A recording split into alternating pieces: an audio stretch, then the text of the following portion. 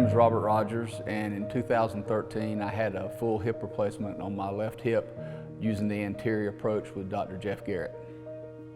Okay, when I first met Dr. Garrett, my wife and I made an appointment, and I mean, this is something pretty serious. You know, at my age, 58 years old, having a full hip replacement and being a firefighter, I'm like, okay, am I going to be able to come back and do my job?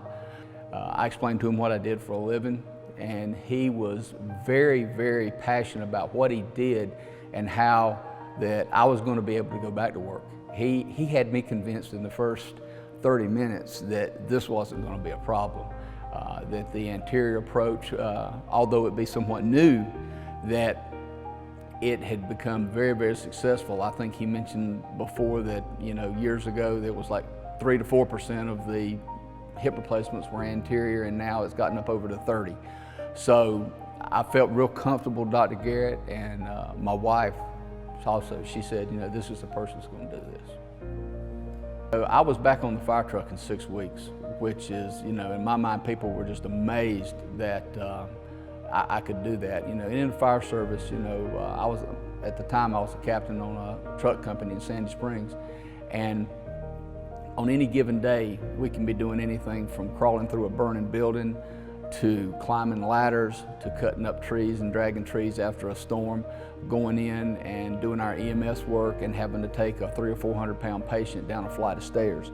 So, you know, our bodies are put under a lot of different physical strains and contorted, and we just get into a lot of really weird situations.